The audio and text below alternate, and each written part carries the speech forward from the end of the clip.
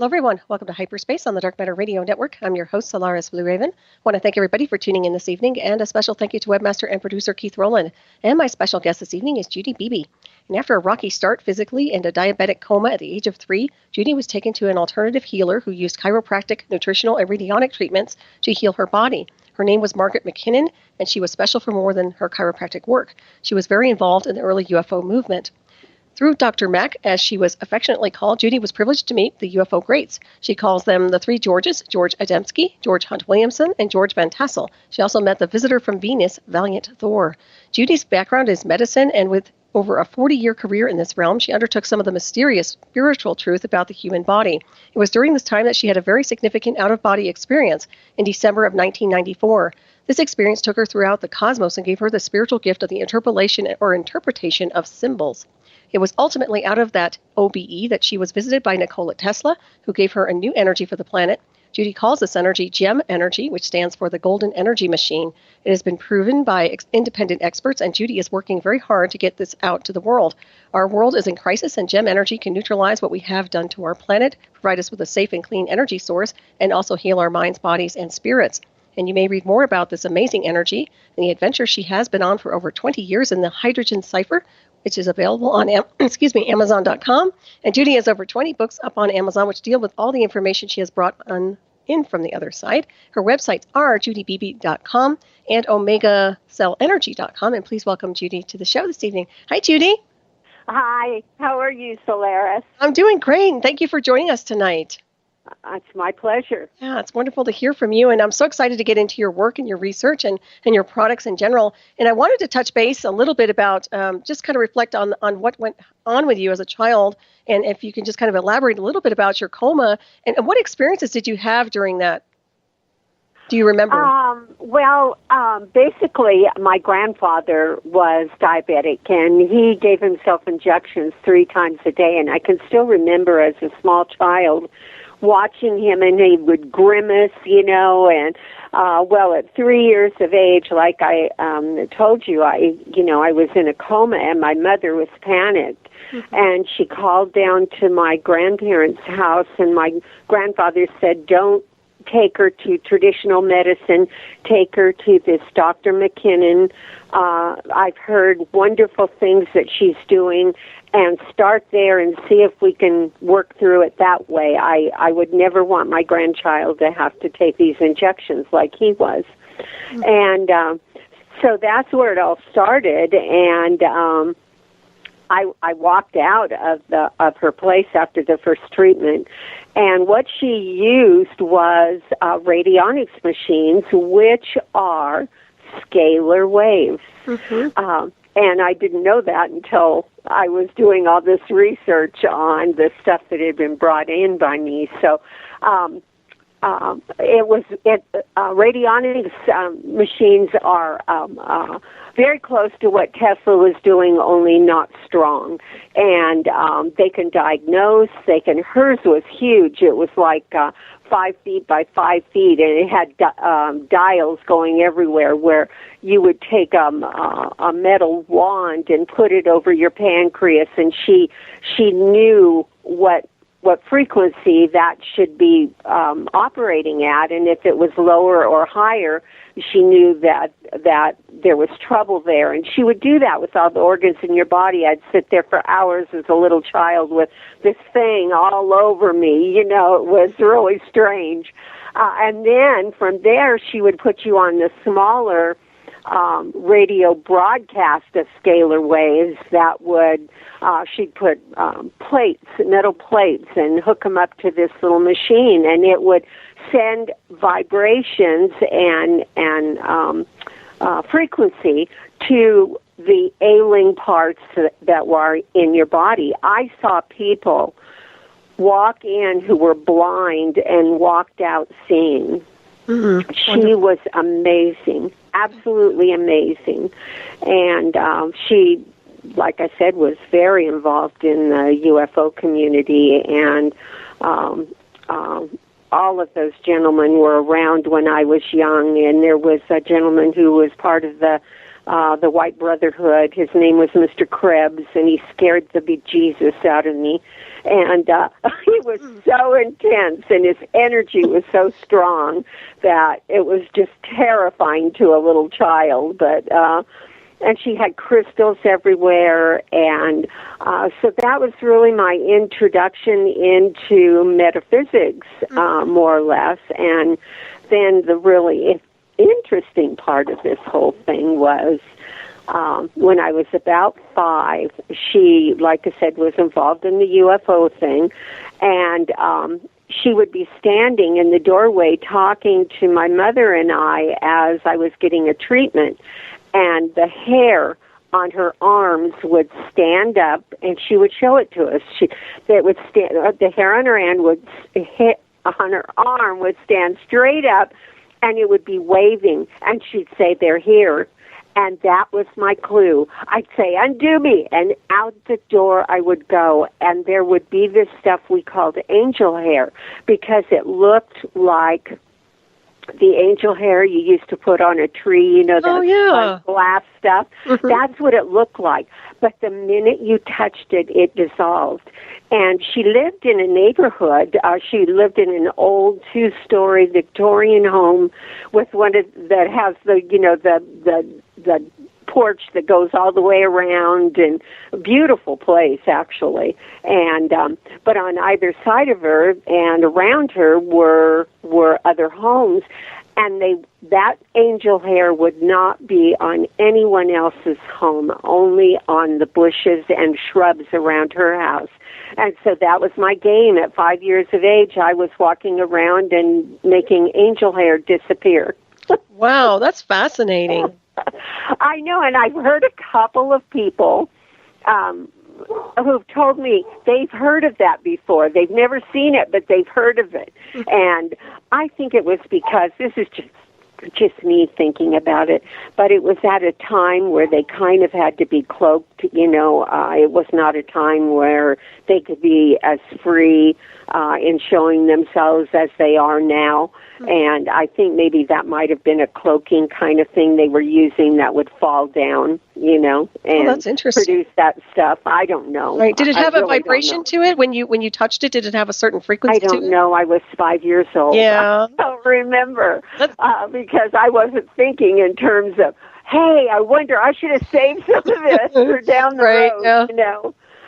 But yeah, that was a constant thing around her house, and even when I was in high school, it would still be there once in a while, and I would go out and play in it. It was just fascinating. I would look at it and try and figure out what was there as I got older, but of course I never could. So. But yeah, George Adamski was at her house a lot, and George Hunt-Williamson, he was a ham radio operator, and so he had somehow learned about Valiant Thor, and they made a deal where if he could meet Valiant Thor, he would like to see if they could get a connection going through the ham radio and talk with people on Venus, which they did. And I was there. I was about 17 years old. I was a senior in high school. I was 16 or 17. And we went down there. There weren't very many people because he didn't want that many people there. He just wanted a few people. And so they were working on the ham radio, and they did. He had a ship. Valiant Thor had a ship up above the house, and they sent the signal from the ham radio to the saucer, and then they sent it to Venus, and they could bring it back, and we could hear what they said. Wow, that's mind-blowing. Yeah. Yeah, and that was back. Now, let me tell you, I was born in 1939. So does that tell you how long ago that's been? Wow. Yeah. That was a long time ago. That's wonderful. That's pretty interesting right there. Do you remember what signal he was on, or do you remember anything specific about that? No, I don't, because, again, I was stupid. I was in high school. What do we know when we're in high school, right? But I went through my whole religious thing. I would, no matter what I asked Dr. Mack, she always had an answer that satisfied my curiosity. When I would ask her about death, she would say things like, "Oh, Judy, my little Judy, there's never a time that you were not, and never a time that you will not be. Do not fear death. That's just a transition," Mm-hmm. So I got it in my head when I was about 9 that I had to test what I believed. And so I went to all the churches in my hometown, Protestant, Catholic, Baptist, Pentecostal, Jewish, synagogue, you name it, I went to all of them, and I went by myself. I walked. I would go to Sunday school and church, and when I got through, I would go to the pastor, reverend, or priest, and I would ask questions.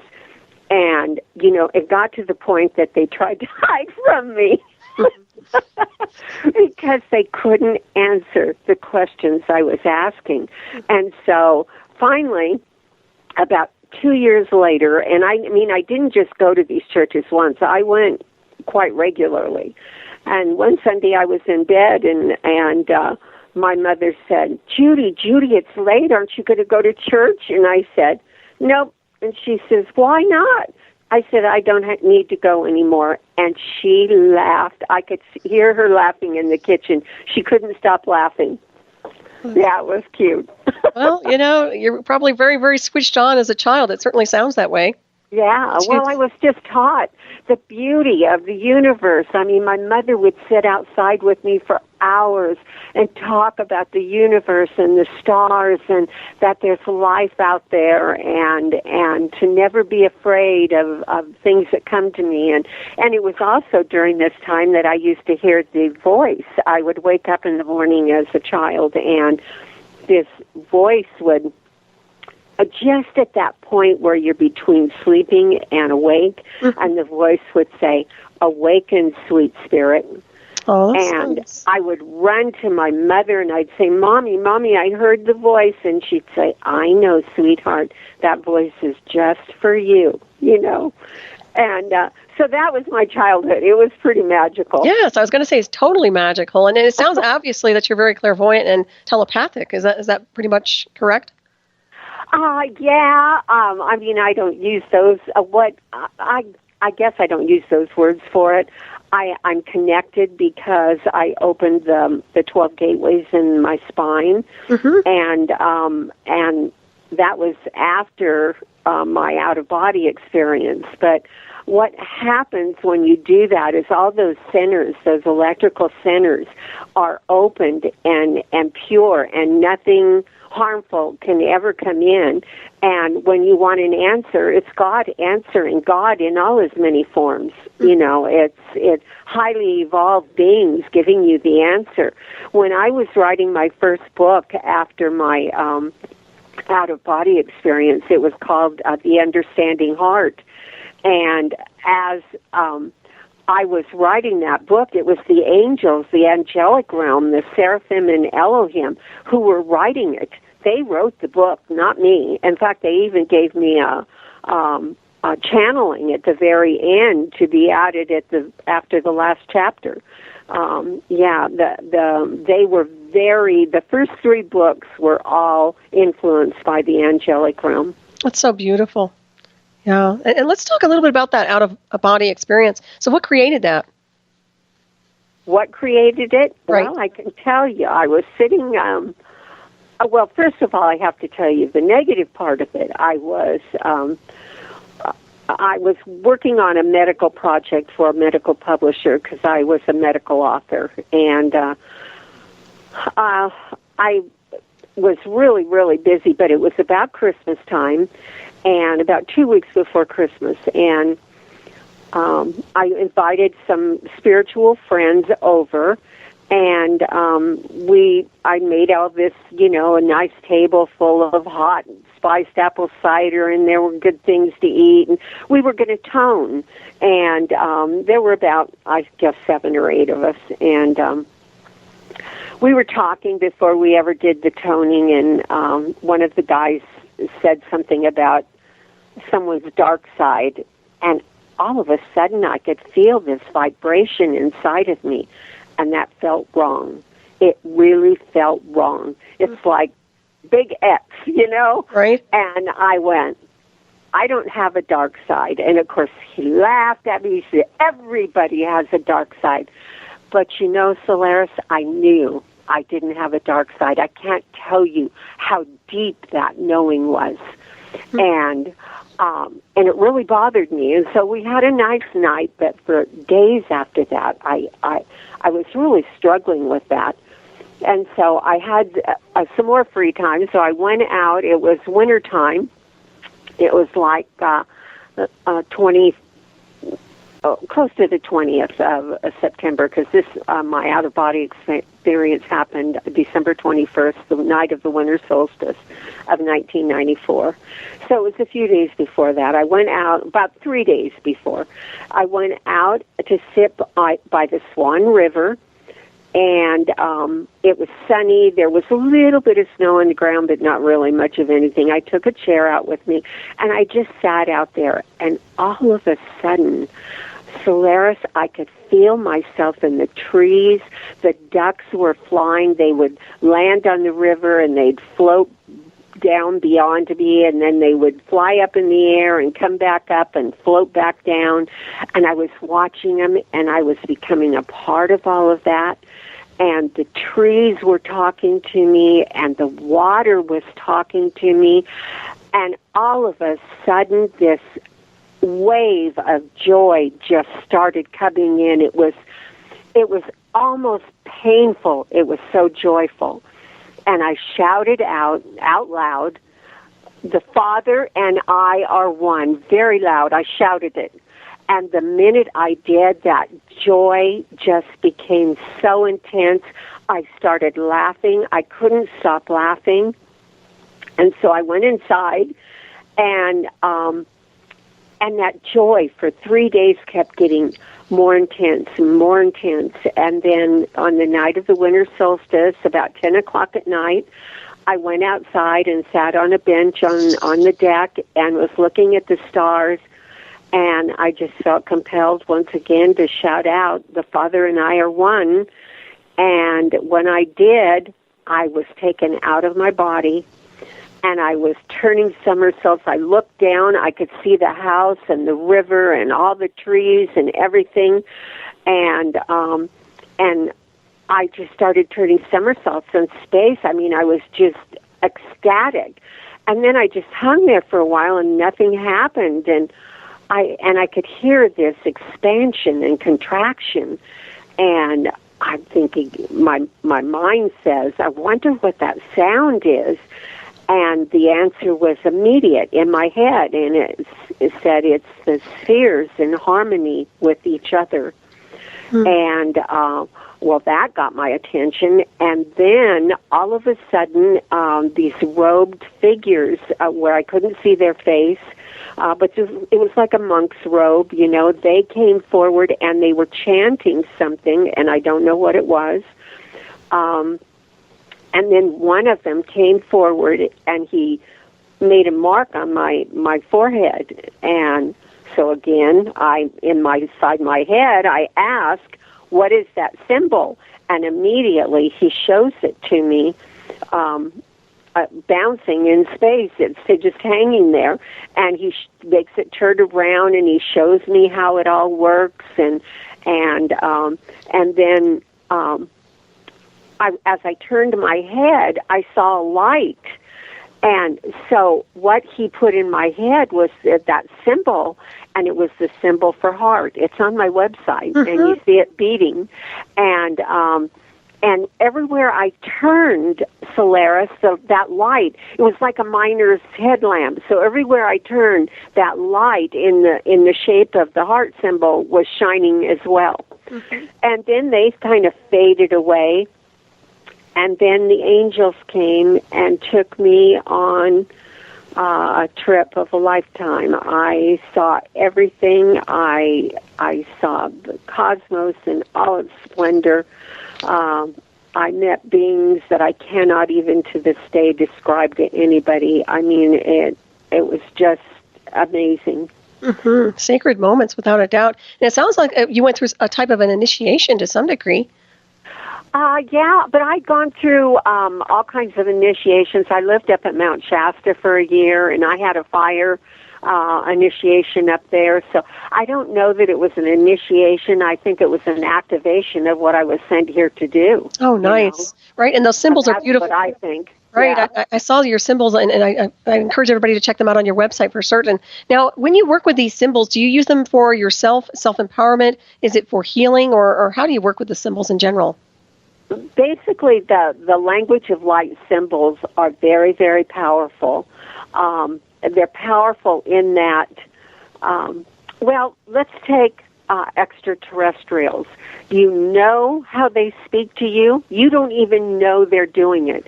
They speak the symbol language. Part of the reason that we cannot communicate very well with the other, the beings out there that are all over, the reason we don't communicate with them well is because we don't speak their language. That's the symbol language. It is the only language that cannot be misinterpreted. Right. People know your intent when you're sending symbols, and that is part of why they can't land and wrap their arms around us and say, hello, brother and sister. You know? We have got to learn that symbol language that communicates in the language of God through energy exchange in the proper way. That's what the crop circles are trying to do. I agree. Yeah, definitely. And I guess that formulates it takes the form of geometric light language. Is that about right as well? It's close, and I'll give you a good example. Now, this heart symbol that I was telling you about, that I got that night, down the road, I found the interpretations that were done by Colonel James Churchward of the Greek alphabet. You know, in Revelations, God says He is Alpha and Omega, the beginning and the end, right? Okay. And so I was interested in that, and that was one of my research projects. And what I found out is if you take the symbol for Alpha and Omega, you have the heart symbol. Oh, yeah. Yep. Very interesting. Think about that. Yeah. Yes. It's pretty amazing. That blew me away. Right. And, gem energy, I'm just going to introduce it here just a little bit, and so you're ready to do it later. But gem energy is born out of water. And the Greek alphabet is about water, and it's it's so exciting once you get into it. I'm trying to find it here, and I can't find it. But I'll give you some examples.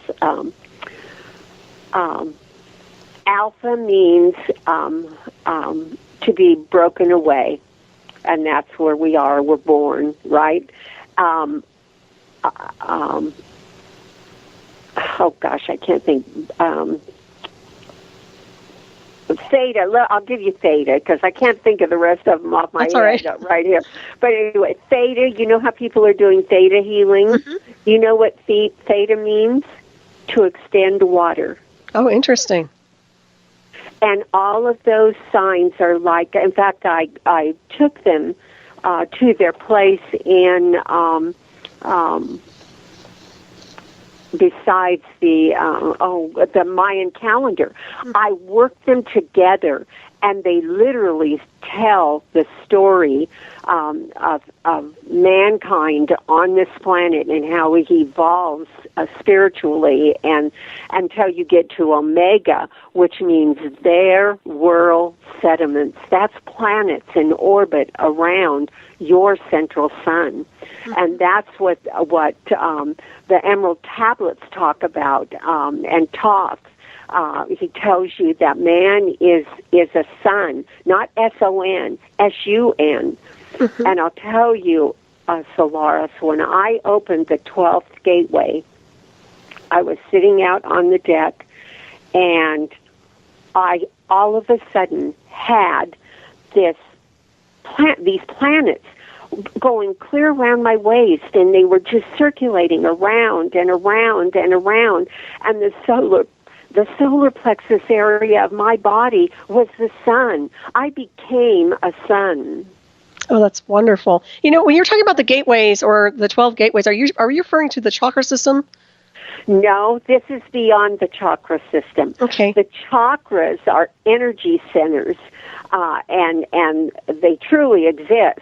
But what happened was, one day I tried for years to interpret Revelations, and I never could figure it out, because even in the Bible says, God says, it's I who give you understanding, and it's true. Nobody can figure this out until God helps you out, you know. He has to give you a helping hand, and he finally did that for me. But anyway, it talks about in there the 12 gateways. It talks about actually Revelations is all about the human body. All that other crap that's in there means nothing. And I did a whole piece on it. And if you want it, Solaris, I'll be happy to send it to you. Oh, absolutely. Yeah. And you'll see what I'm talking about. It's all about our bodies. Our bodies are our temples.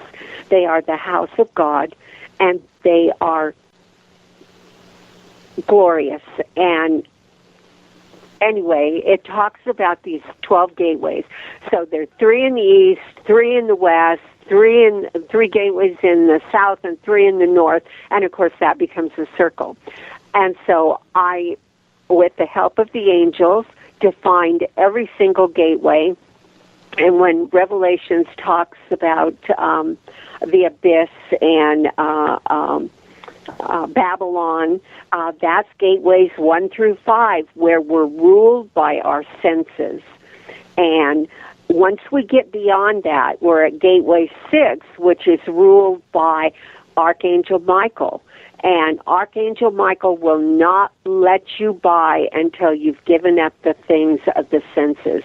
And that's when you start moving into the spiritual domain and opening all those other gateways until you get to the 12th gateway, which is, oh God, I can't think of his name right now.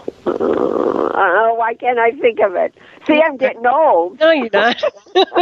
It'll come back. That's fascinating. Yeah. How did you come up with this? Anyway, I also have those up, and I think those are up on the regular website. I think people can see them. I've refined them a little bit more with more information, but basically each gateway has a tone, a color. It harmonizes with a certain part of the body. Physically, it has an archangel. And all of these are ruled by one of the symbols in the language of light, which is the 3 circles of man. And those 3 circles are very, very powerful. And they harmonize with the numbers 3, 6, and 9. And Nikola Tesla said, if you only knew the magnificence of the 3, 6, and 9, you would have an answer to everything, the magnificence of everything. In fact, if I had only one, if someone walked up to me and said, explain God to me, I would say hydrogen.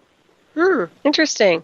That's a one-word answer, because that goes, hydrogen is God in action. you have an atom. An atom is a proton, a neutron, an electron, normally. There is only one atom that does not have a neutron, and that's the hydrogen atom. It's the direct route to God. Well, that's fascinating.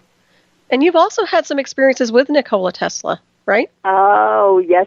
So let's elaborate on that, and we will get back into the gem energy because this dovetails right into that. And the gates also, there's so much, gosh, I could talk to you for like 10 hours now. I know, I can go on forever, truly, until I totally run out of spit. Well, so can I. But let's get into Tesla a little bit, and then we'll go back a little bit and talk more about the gateways. But I'd like to talk about your first contact with Tesla and however this happened. Okay, well, but prior to that, I have to start with one thing, and it's in the Hydrogen Cipher, so if people get that book, they'll see what I'm talking about here. I walked into my office one day, and I'm used to weird things happening because that's been happening my whole life, okay? So I walk into my office, and there's this formula, and it's floating around in space, and I go, oh, and I just get on with what I was doing, and it just kept bouncing around and twirling in the space around me. And I'm going, I'd say to it every single day, because this went on for 2 or 3 weeks, I'd say to it every day, when you want me to know what this is about, please let me know, because there's nothing I could do until then, right? Mm-hmm. And the formula was S equals HO3. And so I had no clue. Well, one day I was frustrated, and I sat down, and I started working with it, and knowing what I knew about numbers, which the angelic realm had given me about numbers, I know that 3 is a creation, and 3 is always a triangle, okay? Mm-hmm. So I thought, okay, the 3 could be about that. And let's assume that S is spirit, and the beginning has to come with atomic structure, so that's got to have a hydrogen in it. And so I started going through this whole thing and how we're made in the likeness of God. Anyway, I worked it out, and it was absolutely beautiful, and it's in the Hydrogen Cipher. Anyway, so then about a few days after that, I was seeing this funny-looking man in the periphery of my vision, and he looked old-fashioned, but I couldn't really see him because if I tried to sneak a peek, he disappeared. Mm. So I got a call from a girlfriend in California who called me, and she had been diagnosed with inoperable breast cancer, and she said, Judy, can I come to you? And I said, absolutely, get here as fast as you can. And so I was outside a few days later, sitting on the deck, praying for her because she was due the next day. And I was just trying to ask God for help me to help her, and all of that. And I felt movement. And, you know, when you live in Montana, where I live, out away from everything, you never know what's going to be in your yard. It can be mountain lions, bears, coyotes, wolves, you know, they're all around me. And so when I felt movement, I immediately opened my eyes, and there is this man. And he's got on an old-fashioned suit. His hair is combed old-fashioned. He has a bowler hat in his hand, and he kind of bends forward, not bowing really, but just kind of a nod of respect. And he says, allow me to, and oh, by the way, he's in the flesh. This is not a spirit vision. He was in the flesh. Mm. Wow. He says, allow me to introduce myself. My name is Nikola Tesla, and if I knew then what you now know, this is the machine I would have built. Oh, wow. And he backed away and disappeared, but as he was backing away, he pointed to a place out in space, and a big circle appeared, and it showed me how to mix all this and what the numbers were. And then smaller circles would come forward showing me what this would do for our planet, how the water would again be pristine, that our food would be nutritious again, and that our planet would going back to being peaceful, that our vehicles would no longer need fuel like they do now, and we would not be driving on roads. We would be floating on top of where roads used to be, and all of this stuff. Just tons and tons of things he showed me that this energy would do. And then, he would come to me once in a while with little bits and clues, but then a friend and I started working on this, and strange things happened. I mean, just amazing things. And then we were trying to wire it. What else? That's the way our world works, right? Everything gets wired. Yeah. And so we couldn't figure out how to keep it in, seal off the sphere, and wire at the same time. Okay, that was our dilemma. And so there were many years where not too much happened, but one thing we did was we took a motorcycle battery. I said, let's get a brand new battery. Let's put gem energy in it and see what happens. So we bought a brand new battery that had never been used. It had it was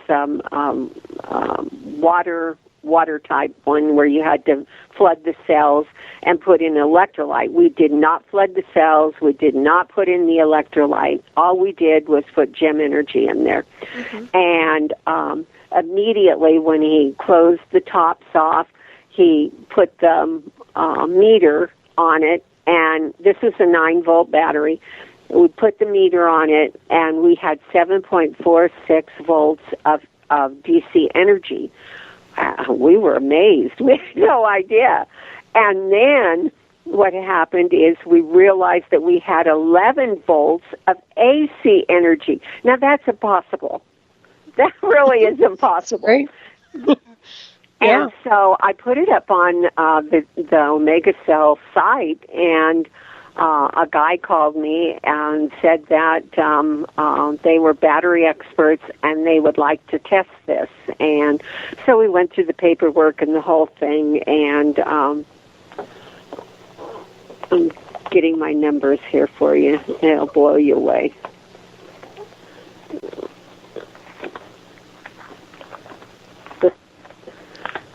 Every time I think about it, it blows me away. Oh, I'm telling you. What year was this? 2008, I think, something like that. Anyway, so they tested it, and what they did was they put it into, we were working in flasks at that time, and they had very expensive probes. They had $25,000 probes, and they injected in, we had injectable stoppers so that you can, like you do an IV line, that kind of a thing that seals in around it so that it allows you to do that.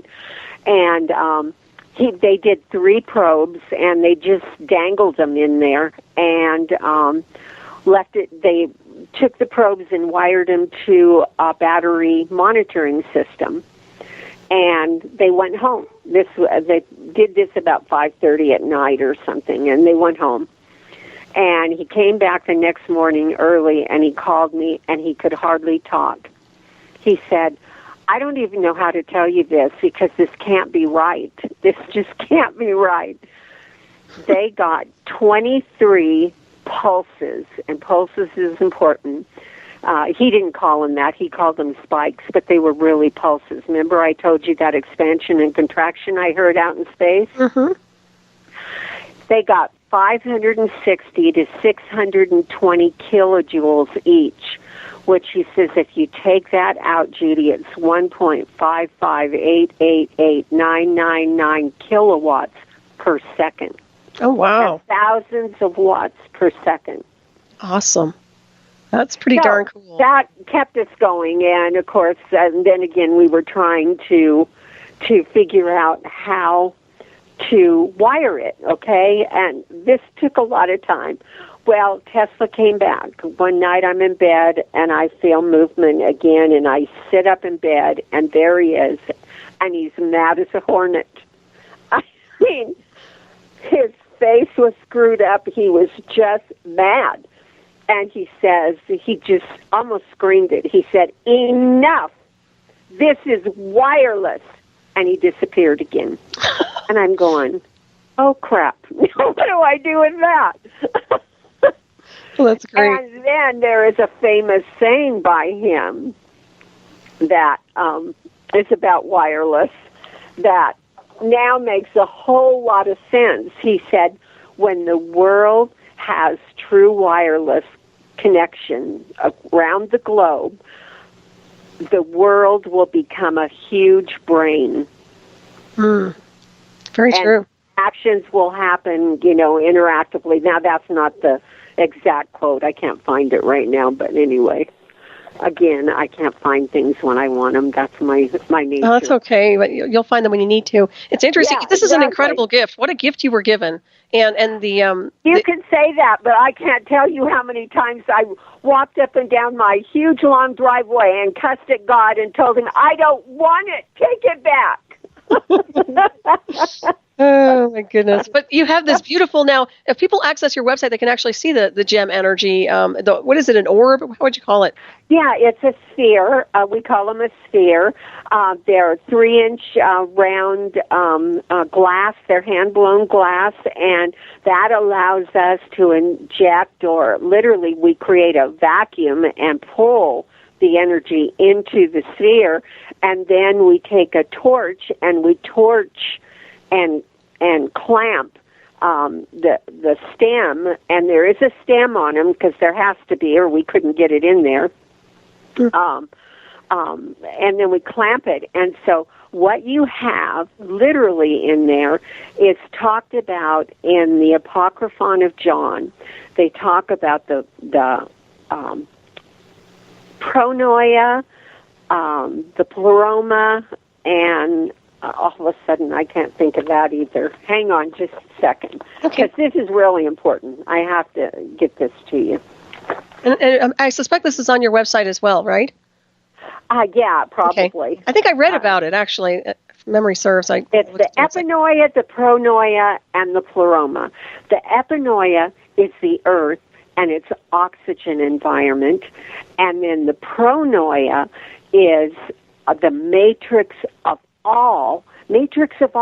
What is an atom? That has that electron. I never finished telling you all about an atom, but it has a hydrogen cloud. That's what tells that electron it has to travel around and around and around in the atom.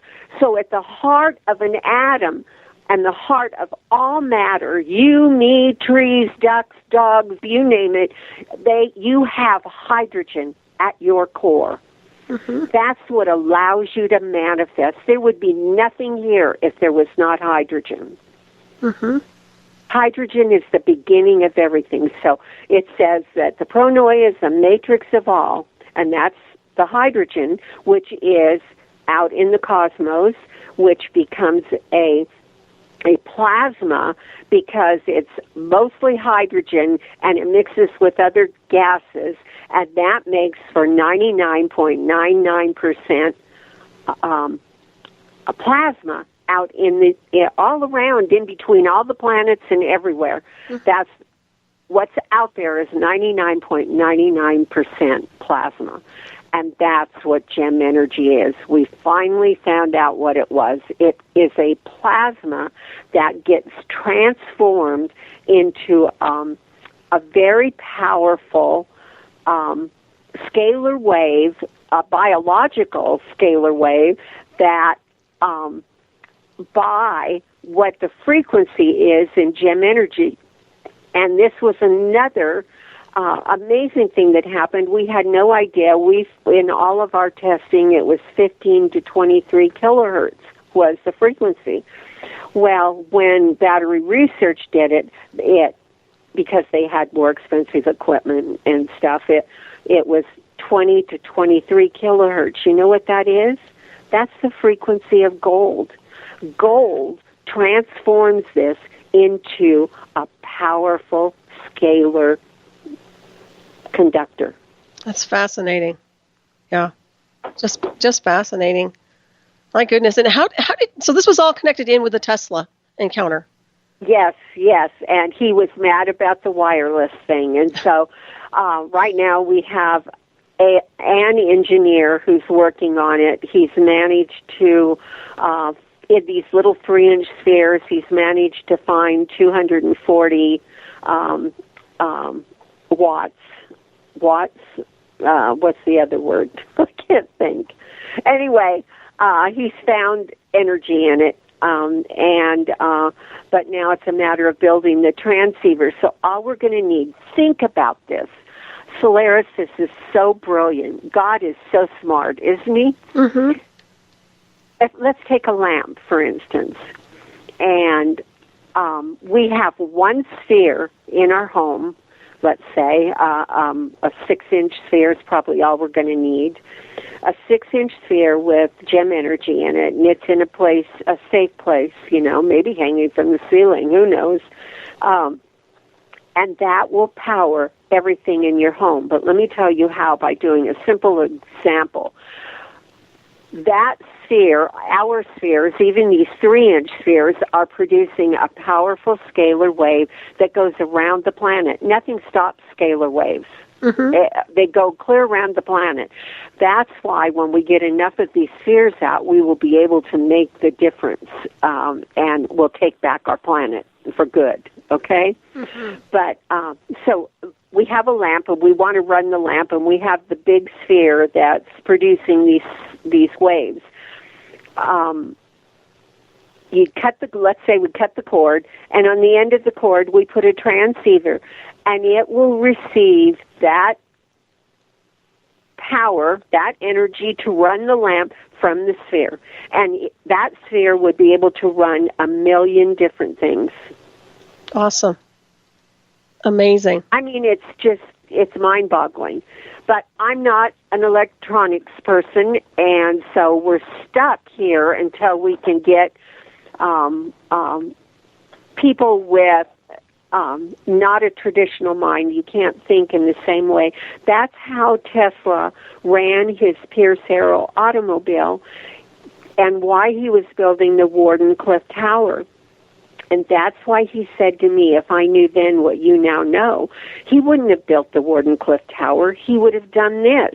Mm-hmm. Because out there, he was going out to the ionosphere, and the ionosphere is kind of a trough out just beyond our atmosphere where lightning happens, and it's filled with electrified ions, okay? And it's very powerful, lots of energy out there, and but you don't need to do that. With this, all you have to do, you have the ionosphere right there in this little 3-inch sphere. And it doesn't have to be that large either, it sounds like. Like I said, he's already gotten 240 hertz or watts or whatever the heck they are. So he knows that it's there. Now it's a matter of tuning it, and that's all it's going to take is a tuner, and that's what Tesla did. He had this black box with dials on it, right? I told you scalar radionic equipment is scalar, and they have those little dials on that. Yep. It's all about frequency. Hit the frequency that you want to run everything from one single source in your home, and those spheres, if they're not broken, will last forever into eternity. They will never go away. That's awesome. Oh, wow. This is so incredible. And I'm a firm believer in radionics because I've used those also, and I love radionics. Yes. Absolutely. Exactly. And so people are having amazing experiences with this. Some people aren't having many. Some people have things happen right away. Others, it doesn't happen as fast. But the one thing that is happening with everybody is they have a sense of well-being. They aren't as fearful. They aren't as angry. It seems to calm down all of that anxiousness we have about our world today, you know? Right. And there's a lot of dirty electricity also, which I think this would offset it, right? Yes, exactly. Sounds like it would. And I want to, there's a book that I was just given by a lady who bought a sphere, and she called me up because she had gone to one of my videos that was about my guru and how she was, her healing hands and stuff, and I talk in there about the first book that Dr. Mack gave me when I was 5 years old was a book called Miriam and the Mystic Brotherhood. And so she said, I went looking for it. And she said, I found it. And I went, you did? She said, yes, and I bought it. And she said, and then I saw this other book that kind of intrigued me, and it's called Unveiled Mysteries. And it was written by Godfrey Ray King and was written in 1930. Oh, when you hear this, you're going to freak. It was written in 1930, and it was published in 1935, okay?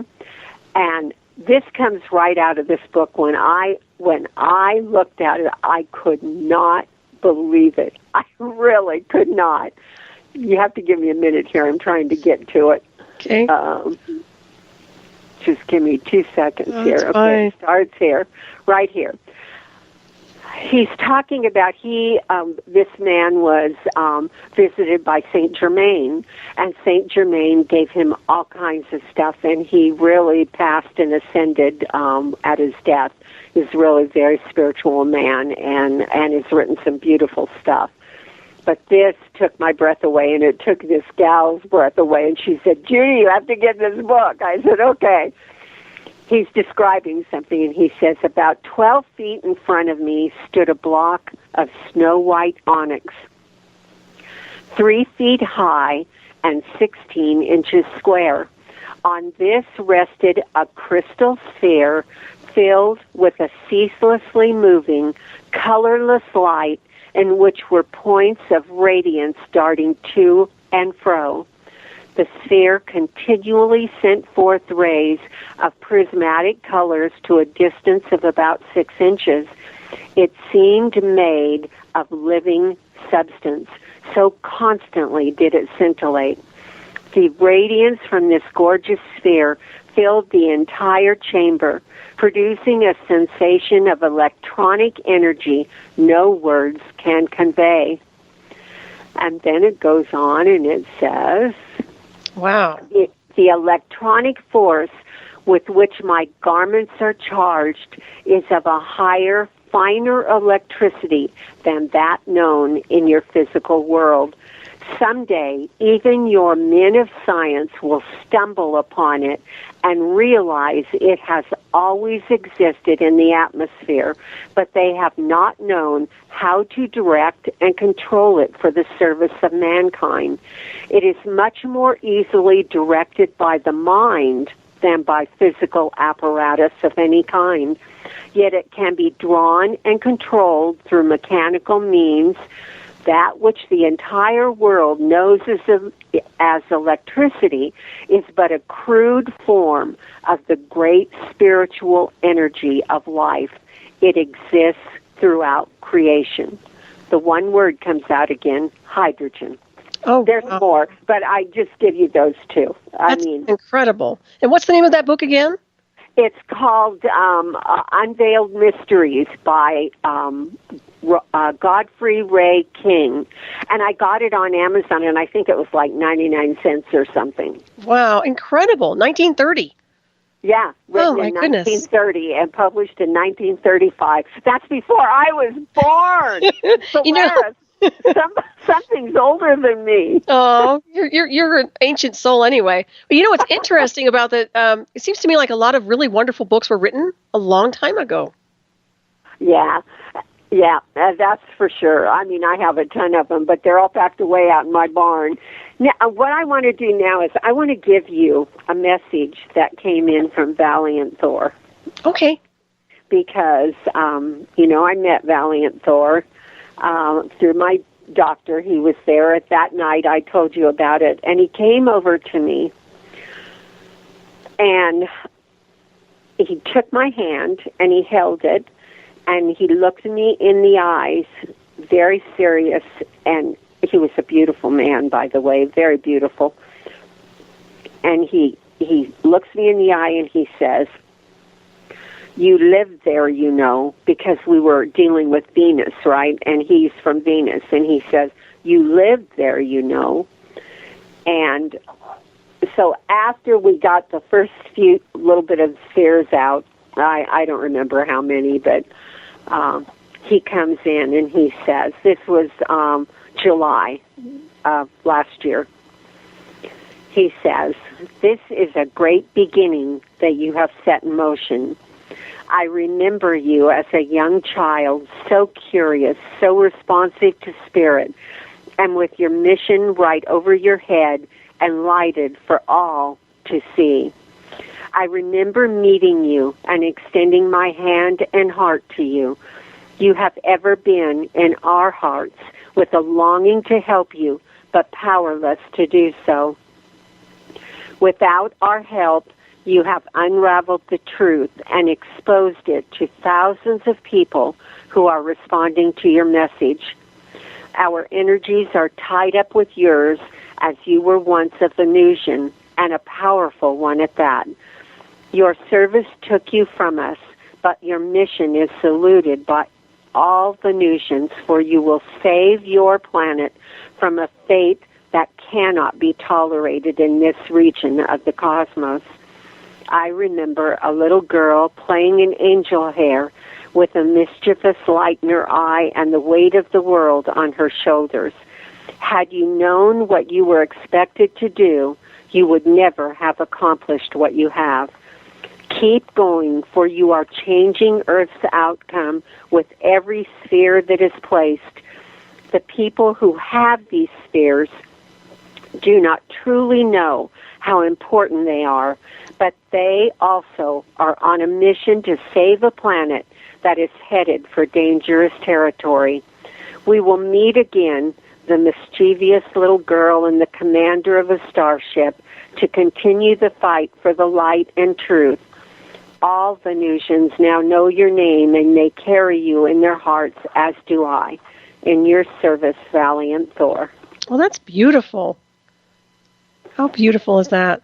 That's absolutely and so, you see, he was around us before I ever met him. Mm-hmm. He was part of what was coming to Dr. Mack, obviously, because he knew me as a little girl. How could he have known me otherwise, And the transmission. So he was part of those who were visiting her. Yeah, that's fascinating. And we are going to head for a break real quick. We'll be right back. Everybody, please stay tuned on Hyperspace with Judy Beebe.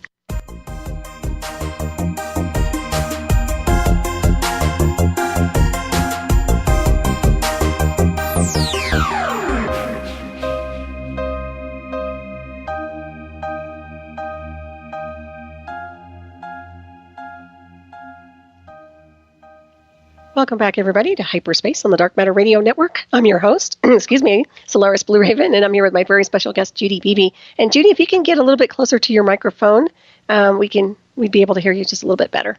You with me? Oh, I'm sorry. That's okay. You're doing great. I'm wandering around here. No, I'm not.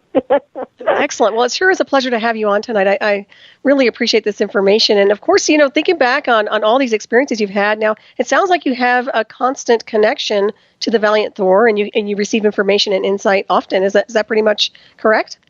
Yeah, not constant communication, no, but I know he's there. He did tell me in another time that his spaceship is now, he has a ship over my home to protect me, because you understand that this is very disruptive to our planet financially. Right. Oh, yeah. So So I'm always in danger, but I don't worry about it because I know I'm protected. So right.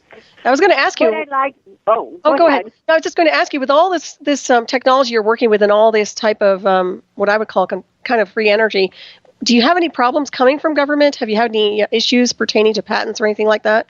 No, we got a couple of provisional patents, but then we let them go because we realized that they would put it on the shelf. They wouldn't let us. Right. And then once you put it out there, the formula's out there for everyone, and that formula, I don't think it could ever be used for bad, but you never know. There are a lot of people out there who would love to do not good things. Exactly. So I'm real protective of the formula, and excellent. And I try to keep it, I was told I was the guardian of this energy, and I take that seriously. Mm-hmm. And so when someone tries to change it, or I've had a couple of people work that with me, and I thought we would be able to do things, but it didn't work out because they're human. They want to change it. You can't change it. It is what it is. It came from spirit that way. That's the way it's supposed to be. Right. Yeah. How do you perfect on perfection, Yeah, exactly. What I would like to do is kind of explain to your audience what this means, this scalar field and plasma and stuff. And then I want to tell you,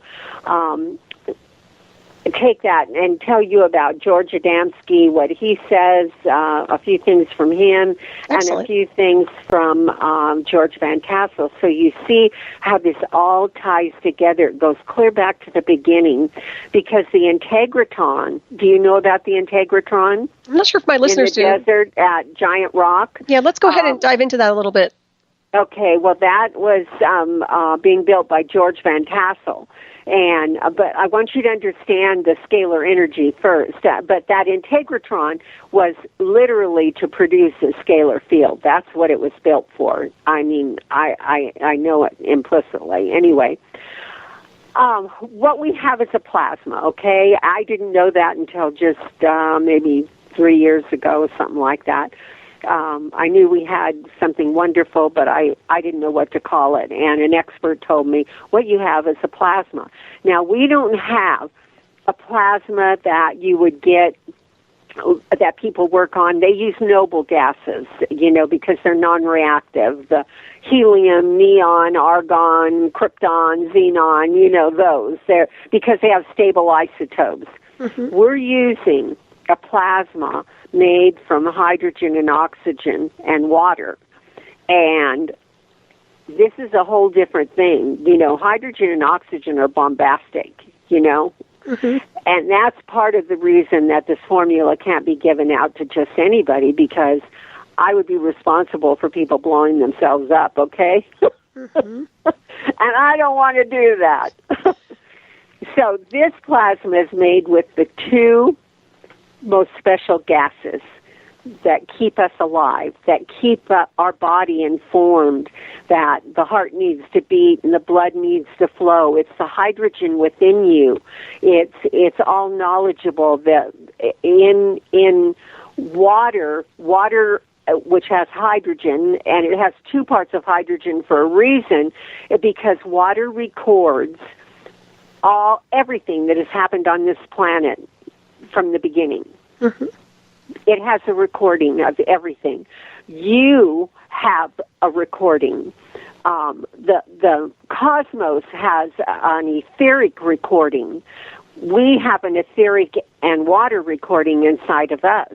And that is why the Egyptians were so meticulous about preserving the organs in the body in canopic jars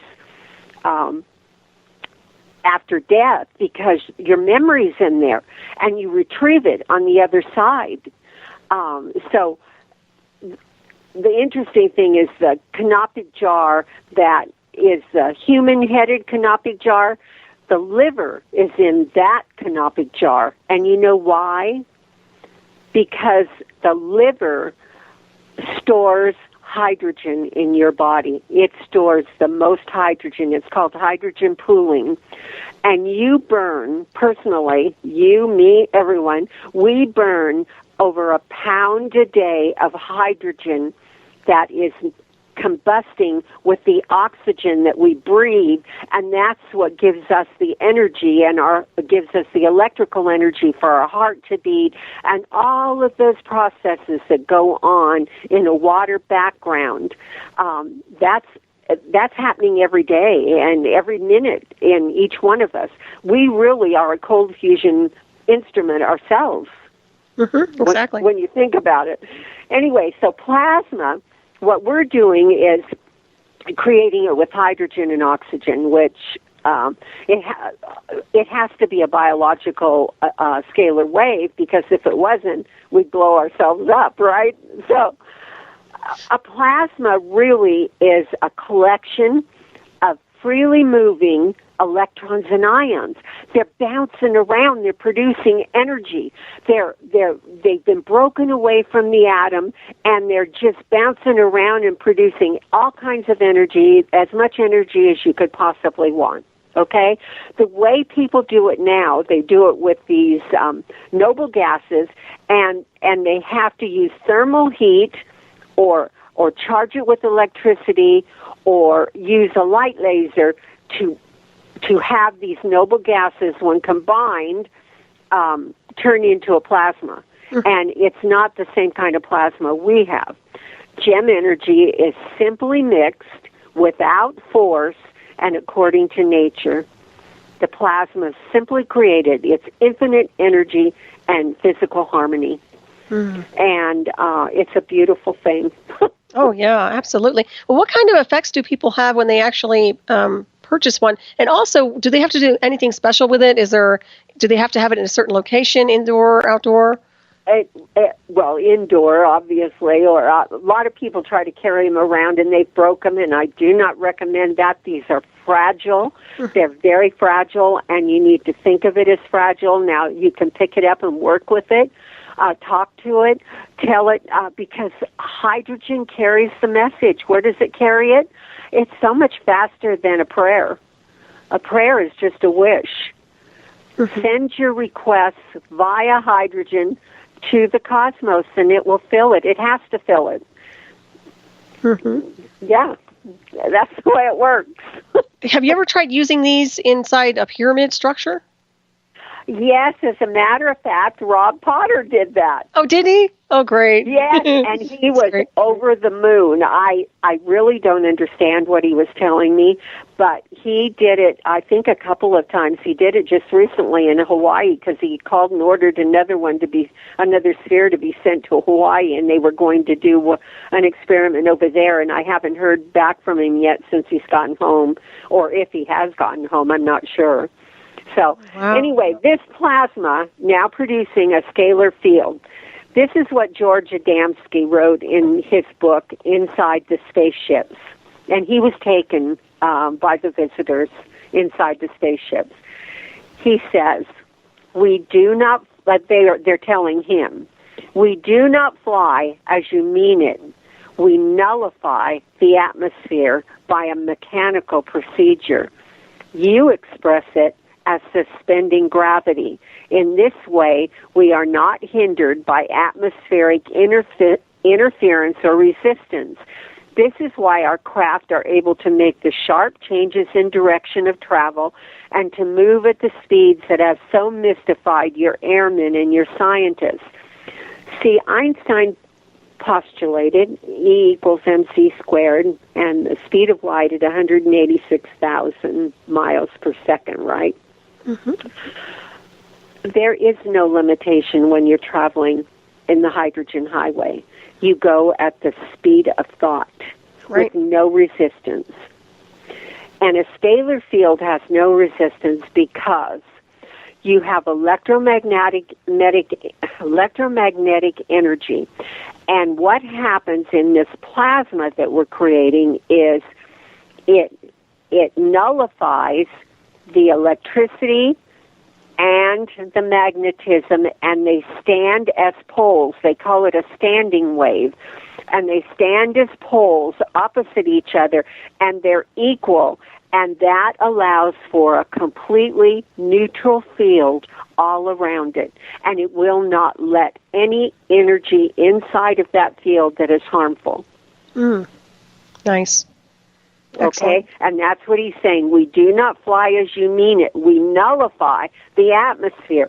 That's what he's doing. They were doing it with a scalar field. That's fascinating. Then, in one of the first channeled messages by George Van Tassel in 1952 from a guy by the name of Ashtar. It's not the one of in the Ashtar command, but it was a being called Ashtar.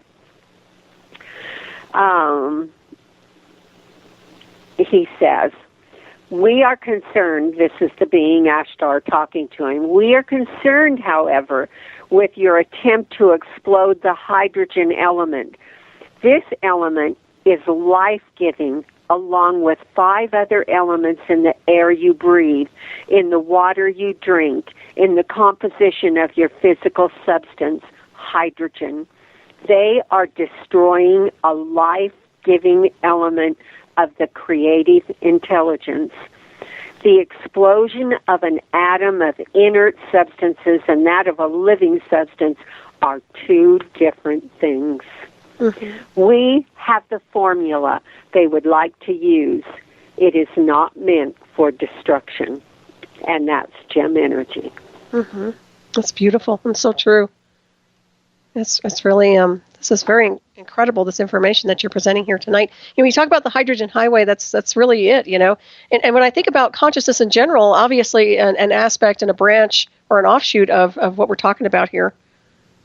Exactly. When people have spirits appear, or they have spirits left over and they have Ghostbusters that go in and try and get rid of the spirit, what do they use? They use a detection device that looks for a cold field, right? They're looking for cold, and then they know a spirit's there. Guess what hydrogen is? Hydrogen is minus 240 degrees Celsius or 400 degrees Fahrenheit. That's its natural temperature. Right. That's why they're manipulating hydrogen. That's how the crop circles are made. They manipulate the hydrogen in the water table and the crop. The crop has hydrogen in it. It has an atom in it. Anything that has an atom in it has hydrogen. Have you visited the crop circles? No, I have no need. I just know things. It's the first time in my life I've ever been free. I had a hunger for God my whole life, and I would pound at his door, and I often laugh because I think that's why I had my out-of-body experience. He was so sick of me pounding on his door, he finally said, "Oh my God, come in." Well, you certainly have a lot of information now, right? Yeah, and it's peaceful. It's very peaceful, except that I'm almost 76 years old, and I know that I need to get this out before I leave the planet, and it's very hard. I started off talking with physicists, and oh my God, if you knew what I went through. It's just so hard with people with closed minds, especially scientific minds. I just can't understand how some bright scientist hasn't figured out that hydrogen is a living element, that this would be our road back to the truth. Hey, let's take a trip. Right, exactly. No, well, I think the mainstream scientists, and then there's the black technology that nobody talks about, which I'm sure are probably up to speed. You would think they would be anyway. Yeah, I've talked to everybody is working on their own thing. Everybody's trying to do it for the money. They know there's lots of money in it. All of the guys out there, without mentioning any names, who are working on this kind of thing, they don't want to look at anybody else what they have because they don't want to share what they have, and they want to be able to be the one to find it. Right. Well, that's all right with me because my ego doesn't need it to be under my name. They could call it under God's name. That's okay with me. You know, it is God. It is God. That's all. Infinite energy, and it shouldn't be monetized, you know. Exactly. Well, you see, it's going to eventually be at the point where, you know, people will buy new ones because they break one or something, you know, or something happens to the container that the gem energy is in. But gem energy never goes away. It will keep producing those ions, and electrons will just keep bouncing around and poking each other and producing energy forever. That's awesome. They'll never die. And in those spheres, have you ever exposed them to electricity outside, thunderstorms or anything like that? No, but I down the road, it's down a ways. One day I took the sphere with me, and there's a big overhead electrical line that goes up the mountain. And boy, I sure felt energy in there working. It was trying to protect me from all that, you know, what it was putting off. Yeah. It protects you from all kinds of energy. You know, if you're someone that's in where they have the what do you call those things? Those streaks in the sky. I can't think of chemtrails? Right now. Yeah, the chemtrails. Yeah, lots of those. All that stuff, you know, it will protect you from all of that because it won't let anything harmful in that isn't in harmony because it is a neutral field. Here's another one for you. Heaven. What is the symbol for hydrogen? H. It's H even. That's heaven. When you're in a scalar field, you're in heaven. That's exactly the energy you'll find on the other side when you go to the other side. That's very and we have an experiment going now, which is really exciting. My grandson and his wife got pregnant last year, and they'd been trying for a long time, and she was about 3 months along when I sent her a sphere. And so during gestation, she had the sphere through the whole time. She had it with her at the hospital when he was born. He was born 2 months early because he was meant to be born on a certain date, and he is just thriving. He is a beautiful child. He rarely cries. He is such a good baby. I cannot even tell you how good he is. And he is going to be a beautiful experiment because he's the first baby ever gestated and born in a completely hydrogen atmosphere with that gem sphere. Right. Well, that's very interesting. Yep. Yeah, and it does harmonize the atmospheres, like you were saying. So obviously, it does create a balance in the home, and I suspect you could probably sleep better if you slept closer to it. Your dreams become just very vivid, and it takes you places and teaches you things that a few days down the road you'll go, oh, you know. Yeah, I remember that. And it looks like Einstein said, I have deep faith that the principle of the universe will be beautiful and simple. What's the word, Solaris? Hydrogen. You know, the famous mystic joke, you know, student climbs up a huge mountain to meet the mystic, and he asks, what's the meaning of life? What's the answer? Hydrogen. So interesting. Well, you're educating a lot of people tonight. There's no doubt about that. And of course, it sounds like your spheres are really taking off too. A lot of people are purchasing them, and so they must be doing something. We sent off to Dubai this last week. Somebody from the Arab Emirates in Dubai ordered a sphere. We're all over the world now. We're in Shanghai. We're in Japan. We're in the Pyrenees in France. We're in the UK. We're Australia, New Zealand. That's awesome. Lots in Canada, Hawaii. I mean, we're getting there. It's slow. They're expensive. Yeah, you know, because they're expensive to produce. But you know, all that money goes into the gem account, and it stays there. And I am going to buy a vehicle and convert it to gem energy as soon as somebody.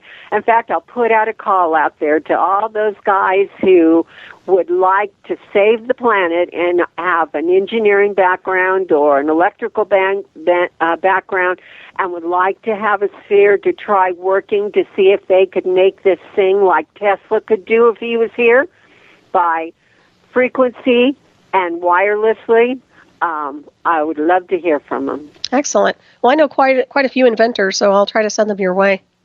Yeah, just eccentric types. All they have to do is buy a sphere because they don't need to know a formula or anything, and they would own it. I don't want to own the transceiver. They would own their own thing, and every gem sphere that went out to a home to power a home would need one of their things, transceivers. So they could make a lot of money if they can make it sing and make it work. So. Right. There you go. And how long does it take for the sphere to be created? It's not that long. And did you see on the website, the Judy Beebe website under Gem Spheres, there's a little, I forget how many seconds, it's just a second thing where I show you want to know if this is alive. Let me tell you.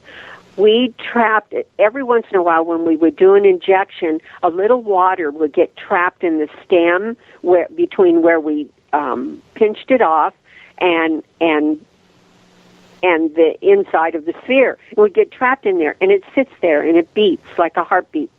And there is a little 50-second or something a video on that Gem Spheres page. That you'll see it beats. It has a heartbeat. Interesting. It has a heartbeat. It has a life. Mm-hmm. Are you talking scalar wave heartbeat? Just a heartbeat, like alive. It's alive. This gem energy is alive. It's conscious. It's sentient. It has it has water in it. It has the knowledge from the beginning of time. Right, and there's nothing that you do. Do you do any type of prayer over it or anything like that? Or? No. Okay. All I do is we send out a little flyer that tells people they should talk with it and talk to it and tell them what they want to do and just give it some time. It's not an overnight thing, and it does heal people. It's not an overnight healing because it will, once we get the right amount of spheres out there, God will activate them all, and everybody will be healed spontaneously, just boom. But right now, it takes time because the physical body takes 7 to 10 years to completely change all the cells in your body. So, and they do it at different rates of speed, of course. So you'll notice, like your face, every 30 days, all the cells in your face are replaced. So you'll notice certain things changing faster than others. So, but that feeling, that well-being, that happy feeling.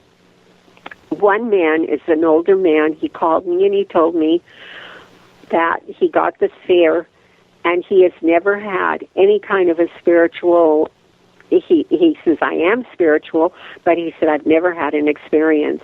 And he said, I got my sphere. And he said, my father and I had a rocky time when he was on planet, and he's in spirit now.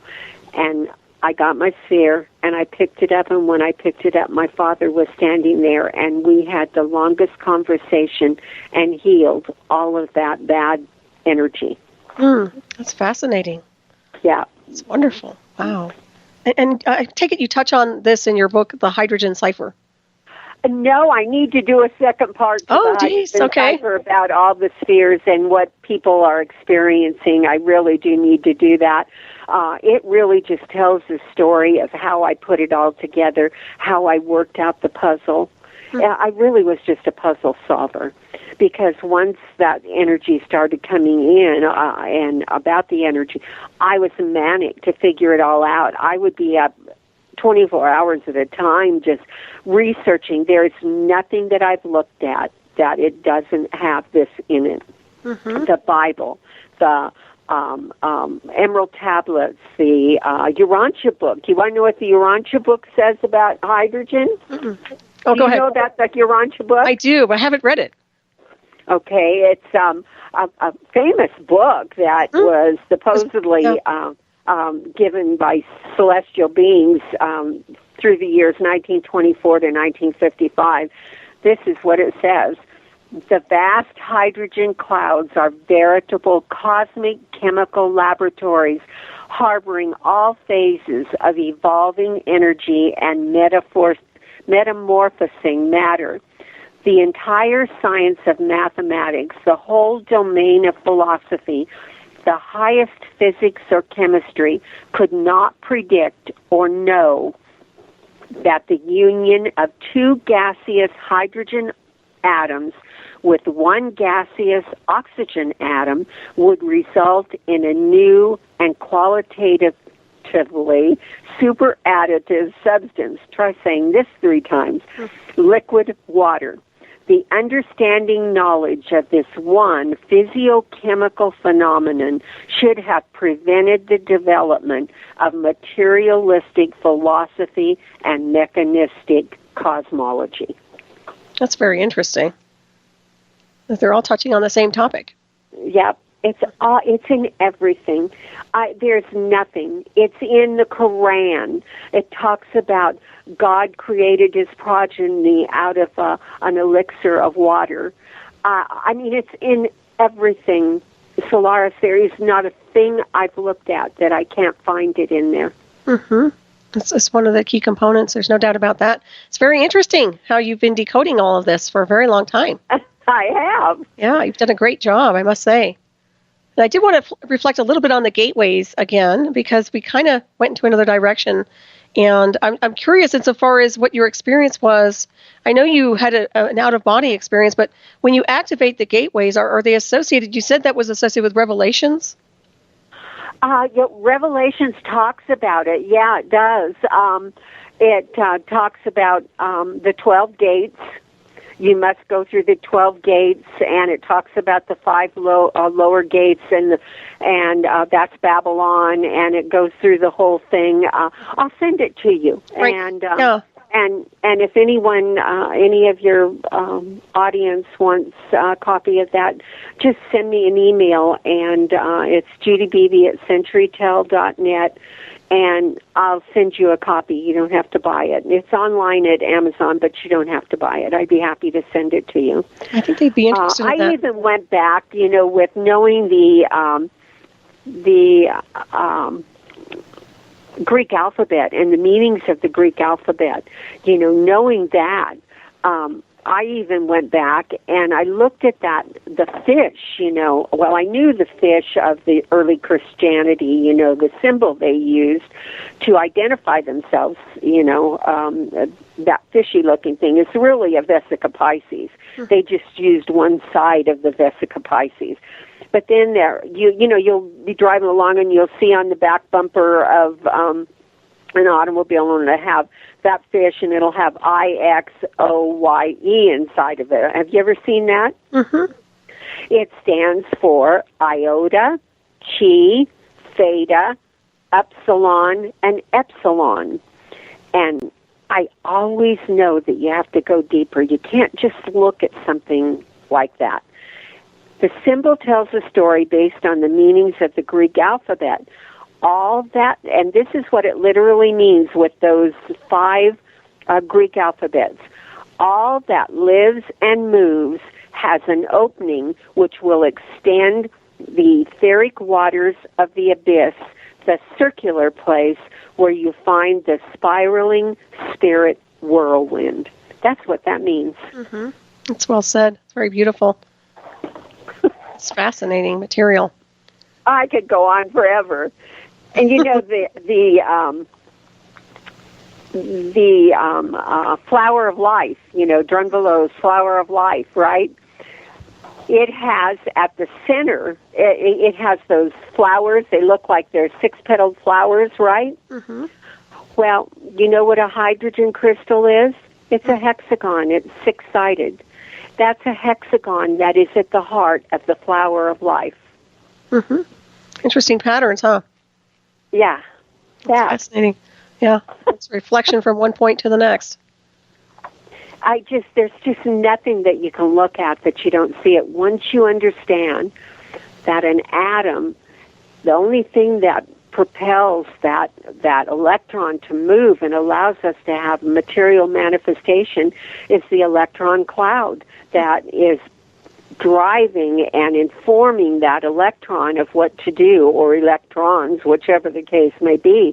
And scientists call it an electron cloud. Well, it's hydrogen. That's what's doing it. It's God that's activating that hydrogen to make matter be able to be formed, you know. What's your take on monoatomic gold? Pardon me? What is your take on monoatomic gold? I don't know what that is. Oh, okay. Well, it's apparently used for, well, supposedly it's an alchemist tool insofar as, transcending metals and kind of using frequency to alter. From what I understand, it's taken from gold, and it's a substance that's used to alter the DNA and actually assist in activating DNA and higher consciousness, and supposedly a healing, kind of like a elixir. So they're consuming it? Right. Yeah, it's pretty old. Oh, no, I would never do that. Okay. I was just curious if you knew about it. Yeah. And I didn't describe it the best, but still, nonetheless. Yeah. Well, see, I've been through all the alchemical texts. It's all in there too. It's called prima materia. That's gem energy. Mm-hmm. It gives it to you right there. I can show it to you. Here, just give me just 2 seconds.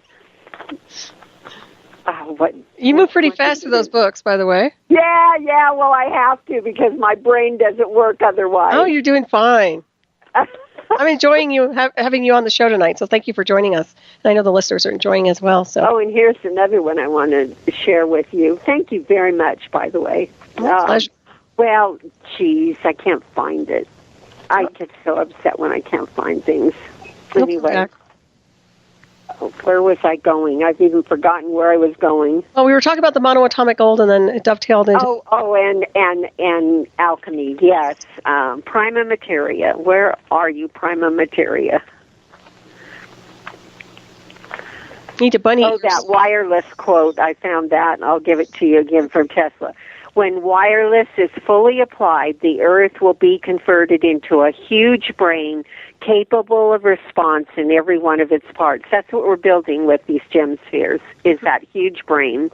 Right. It sounds like they communicate with each other from location to location. Is that about right? Exactly. That's what people are saying. In fact, there's a group that's working with them that everybody has a sphere, and it's pretty cool. Well, I can't find it. Well, that's okay. Darn. You'll have to have me on again. I will, and we'll discuss more things. Tell me exactly what you want to know, and I'll have it all ready for you. Oh, that's fine. Well, I have a bunch of questions here, but I like where we're flowing with the energy right now, so that's perfectly fine. But I did want to ask you. Oh, go ahead. Oh, well, I was going to say there's something I'd love to read to you if you want to hear it. Okay. I believe that this energy has been on the planet 3 times. The first time was in Giza. And that's how the pyramids were made. And it came from off-planet. The off-planet beings that helped construct the pyramid. Then the second time is described in the Codex Sinaiticus, which was a manuscript found on Mount Sinai. And I forget what year it was. It was way back there. And this is what it says. On the Mount of Olives, the man in white paused and, looking back toward the city, noticed the group following him. He sat down upon a rock and waited for them. When the group arrived, one of them asked that question, which for ages had been asked by every generation of men. Tell us, Master, when shall come the end of this age? What shall be the significant events that shall forecast its coming? The man in white gazed longingly upward towards his eternal homeland, far away in the super heavens and realms of the light. He then spoke. Only the few who were with Noah and the treasure chest, and in parentheses, an advanced scientific instrument, were saved from harm. They were protected by the harmonizing vibrations from the treasure chest that restored the vibrations of Earth and the atmosphere. that was gem energy. That's very interesting. I'm telling you, it's in everything. Everything. Well, everything is energy and frequency. You can look at it like that. So, yeah, absolutely. Yeah, really. Makes perfect sense to me on a lot of different levels. And I do like the way you're incorporating scalar energy, of course, and I find that to be very interesting as well. Now, I do know there's a weaponization of the scalar field. And, of course, I wonder if this technology can offset that. Yeah, see, I don't think it can happen with this kind of a scalar wave because it's biological, and something that's biological will not hurt another biological thing. So I don't think that they can use hydrogen to do that. You saw how they described it. It's a living element, and I don't think it would be allowed. But basically, that's what we have out there in our sun. You know, our sun is like a wireless router.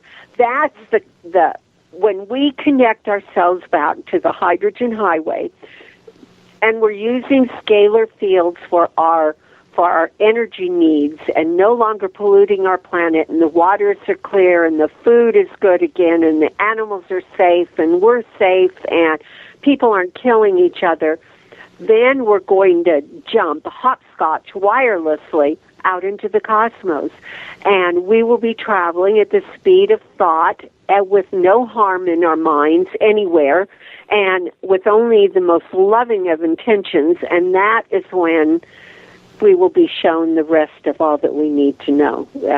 They will be glad to embrace us then and teach us what it is that we need to know. Well, we certainly need to turn the planet around. There's no doubt about that, insofar as healing energies and transcending everything.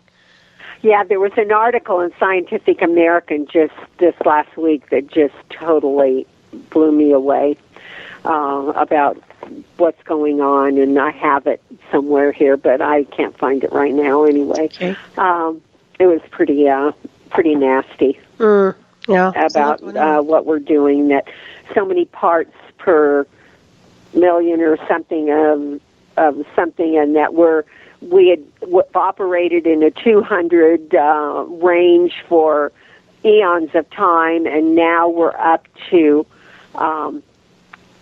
400, and that it won't be long before we're up to 550 of whatever this is. I can't even remember now, but they can't even imagine what's going to happen to our world when that happens, and that's where we're headed. Well, it seems like it's off balance. There's no doubt about that. So we do need to restore. What else out there, Solaris, could make the change that we're talking about here? Solar can't do it. You know, lithium-ion batteries, if that stuff ever gets into our water table, watch out, because it's a neurotoxin and people will be going crazy. They're dangerous. It's so dangerous, those ion batteries.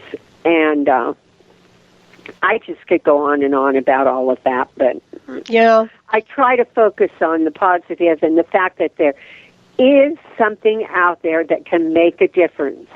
And I need help. I've gone as far as I can go. I need help from someone who can build this transceiver, and then let's clean up our world. Exactly. Well, I know a lot of scientists work independently. I know quite a few. I'm sure you might know some of them as well that I know that have been doing their best to try to, create their own devices to do something positive. Let's put it that way, opposed to the stuff that's going on. If they have any Tesla knowledge, that's what we need. We need that that transceiver that Tesla was using to go out into the ionosphere, but it can be miniature.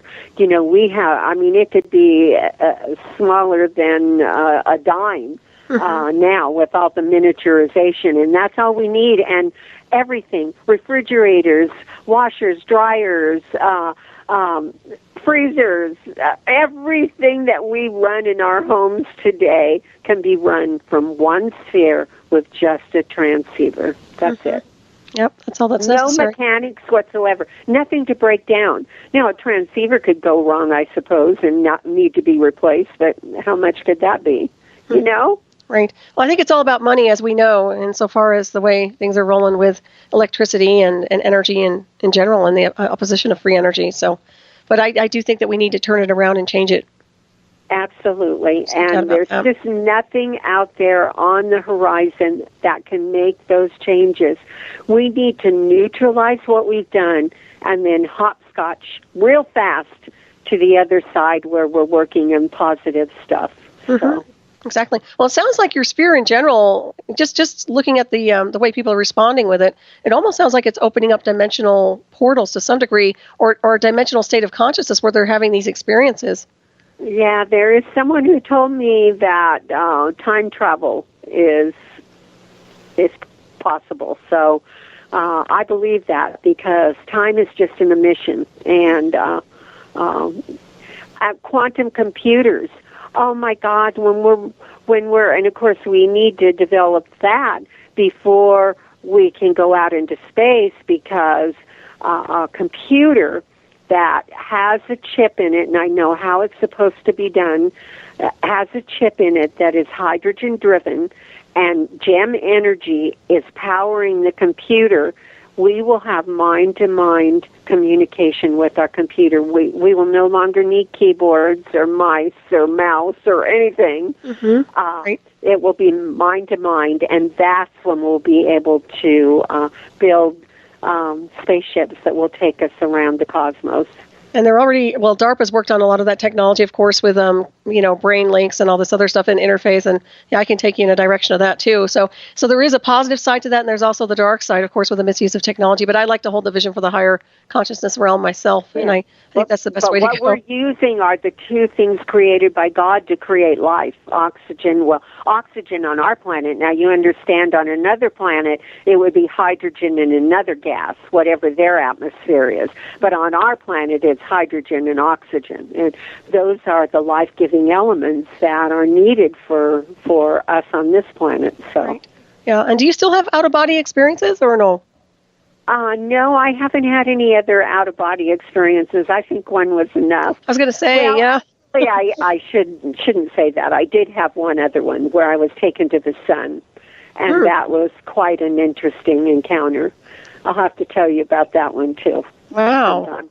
So was that like astral projection, would you say? No, it was a literal. I could feel the heat from the sun, and I was scared. I thought I was going to burn up. But that's not what happened. So I'm glad. That's a whole other ball game. Yeah. Right. But have you ever done a biography or written a biography? No, I was thinking about writing one, but how do you? No one should write their own biography. I wouldn't even know how to go about it. But all of this needs to be documented someday, and the story told. It really needs to be told, because it's miraculous. I can look at it and say, how could this have possibly happened to me? How could a flesh and blood Nikola Tesla walk up to me and give me a formula to save the planet? And then work for years and years. We're talking 10 years ago, or however long it was, that this happened, and it's taken me this long to get as far as I have. Now I'm so comfortable with the energy. We know how to get it into a glass container and seal it off. We know that it is producing energy in there. We know that it's altering consciousness. A scalar expert was at an injection, and he said, it's reaching out and making changes in its environment. He said, I can feel it. When a psychic holds it, they cry. One psychic held it and said, I can feel a heartbeat. All different people are having different experiences. Everybody's is different. There's not one thing that you can, other than a sense of well-being. Everybody gets a better sense of well-being. Oh, I'll tell you a beautiful one. This is really cute. There's this lady who ordered one for herself and one for her mom and her dad, because they live in a different state than she does. And they fight like cats and dogs. They don't like each other. They sleep in different bedrooms. They don't talk to each other. And she said it was so uncomfortable to go visit them. And so she ordered these spheres for them. She said her sister called her because she went to visit them. And she said, they're laughing and joking. They like each other. It was pleasant to be there. She said, what in the world happened to Mom and Dad? Oh, that's great. Good energy. Yeah. Nice. So it's that neutral energy. Right. It kind of, and that's why I laughed when you told me what the name of your network was. You mean my radio show? Because that's not my network. Yeah, that's a scalar field that's going back to God, that's completed its energy work, and it's going back to God. That's what a black hole is, and dark matter is a neutral scalar field. Very appropriate for you to be on the show tonight. Yeah, really. Getting back to Tesla for just a second here, it really does blow my mind about the flesh and blood. How long did you actually visit with him? I don't think it was very long, because he just said what I said, and then he backed away and disappeared. Oh, I will tell you another thing, and I can tell you the dates later, but when I lived in California, and see, I was directed to come to Montana. I was told to leave Montana, and I moved here in October of 1993. But I was told to get out of California and come to Montana. And but I went to a psychic over in San Jose. Her name was Olga Sepulveda. And I went to her because I had a stepdaughter who was ill, and I was trying to help with some of the things I wanted to do, and I was trying to get some feedback from her of whether these might work. So I was over there with her, and she starts the reading, and she goes, Judy, do you know who Nikola Tesla is? Now, this is like in 1984 or something like this. She says, do you know who Nikola Tesla is? And I said, yes, of course I know who he is, because my doctor, Dr. Mack, used to talk about him all the time. And so she goes, oh, okay, well, I think he's here. And she goes on, and for a while I had a recording of this, but it got lost in the move somewhere, and or crushed, so I don't have it anymore, which is a shame, because that would be really interesting for people to hear. Mm-hmm. But anyway, so then she goes on, and she's doing some more of the reading, and then pretty soon she says, Judy, you have got to get his book, A Man at a Time. I said, okay, Olga, okay. And so she goes back to the reading, and then she goes, Judy, this is big. This is really big. He has information for you. That's pretty wild. Don't you think that's bizarre? Well, talk about synchronicity. I'll tell you that much. That's very interesting. Do you remember the astrologer Linda Goodman? She used to say she had a connection to Tesla also. Do you remember her? No, I don't. Yeah, she was out in Cripple Creek. I believe she had a house out there for a long time. But she used to have this kind of thing where he would appear to her, but I think it was more of a ghostly thing. It wasn't a physical, embodiment, which I find really interesting. Well, being a ghost and being a spirit, earthbound, is all about the manipulation of hydrogen, and that's how crop circles are made. It's just, again, I can't say it enough times. If you have only one word to describe life, hydrogen is the word. That's fascinating. Well, I think people are going to go to bed tonight with that word in their thoughts. There you go. In fact, I have a thing that I say when I'm in the shower. I say, hydrogen, hydrogen, surround me with your love. Hydrogen, hydrogen, gift from above. I say that every single day. Nice. Well, you certainly have a wonderful attitude. So something's working right. Well, not everybody would say that. Well, you sound pretty bright, and your energy is really positive, and it's been a pleasure to interview you tonight. That's for sure. Well, thank you. Yeah, it's been great to have you on, and also I want to make sure. Oh, go ahead. I love to share all this. It's wonderful to have you on. It really is nice to hear this. Very refreshing information, too, by the way. And I hope people check out your website. Let's give them a rundown insofar as how to access your websites and contact you once again, because we're getting close to wrapping this up soon. Okay, it's Judy Beebe, BEEBE.com. And you'll find on there, you'll find the gem seers, and you'll find the crop circles. There's just tons of information on that website. But there's also one about the energy and how all of this came about, and more information about that on OmegaCellEnergy.com. Excellent. And that's how they can order the sphere, right? You can order it on the Judy Beebe site under Gem Spheres. Excellent. Yeah. I encourage people to check that out. You have beautiful websites, by the way. I was looking at your websites. They're incredibly, awesome. Thank you. A lot of good information. People call me all the time and want me to let them do my website because they want to put it in little square boxes. And I have an artistic eye, and I like things kind of messed up, I guess. No, it looks really nice. The colors are really pretty. Yeah, it's great. Thank you. Yeah, I was going to ask you about the sweet water. The sweet water? Mm-hmm. What? Oh, water, sweet water. Yeah, it's it tells you the story of how I was given the information about that, and that you literally can change your world without a sphere, even by just talking to the water that you drink. Put an intent in.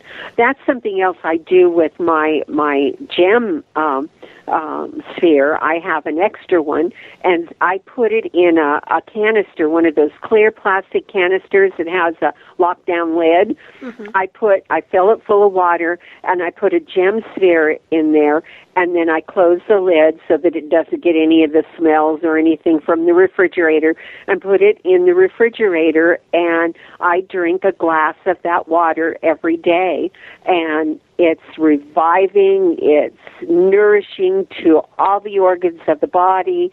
It's been influenced by scalar waves and energy, and there's nothing more healing than that. Mm-hmm. I'm a firm believer in that also, and especially if you're blessing your water or doing anything to raise the vibration. Exactly. Yeah. Because water, it records everything. It records everything. So you go around mad all the time, and your water's going to respond to your mad. Mm-hmm. Right, yeah. It's just like a plant. Yeah, exactly. Doesn't respond to or more positive energy is much better for the environment. There's no doubt about that. We're getting ready to wrap this up pretty soon here. Once again, Judy, I do want to thank you so much for being with us tonight. It's been a wonderful journey with you. So thank you for joining us. Thank you very much, Solaris. I've enjoyed it as well. It's been great. And we still have a few minutes left here. I do want to thank everybody for tuning in this evening. And please stay tuned for Dr. J Radio Live coming up next on the Dark Matter Radio Network, of course. And Judy, what's down the road for you? So what are you working on right now?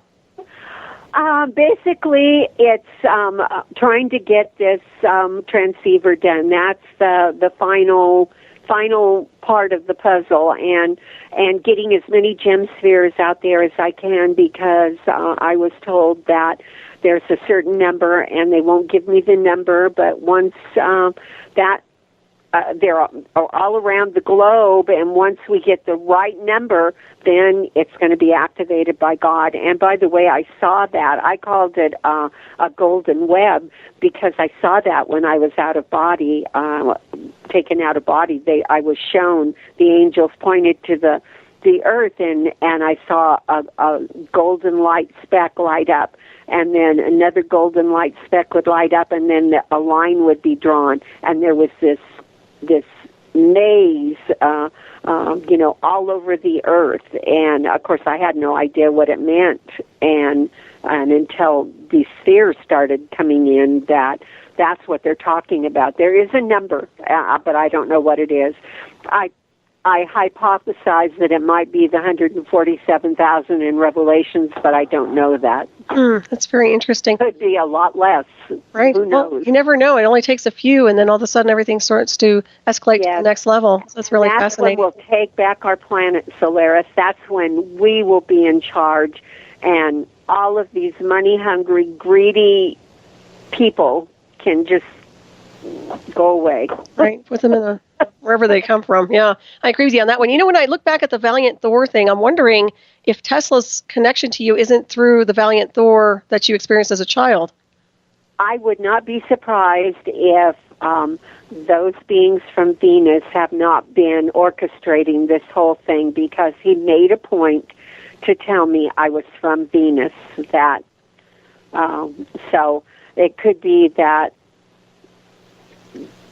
those visitors from Venus have orchestrated everything. You never know. Yeah, well, it sounds like they've been watching over you for a very long time, as you were saying. And also, since you were in a coma as a child, I'm wondering if you went to their dimensional space and you were there and maybe didn't remember that. Oh, I forgot to tell you. He took me on a ride took me to Venus a few days after I met him. And he told me I was from Venus. It was about, I don't know, a week later or something. I had the most vivid dream, and it was him and his voice in the background directing me through Venus and showing me what Venus was all about. And I can tell you that it's tropical. I can tell you that the homes are spheres up on platforms. I can tell you that they're very few and far between. It's not like you would be on our planet and you have 150 houses sitting side by side by side by side by side. But, I forgot to tell you about that. Well, that's fascinating. Did you put that in one of your books? Nope. Oh, I need to do that. Yeah, I think you should write another book.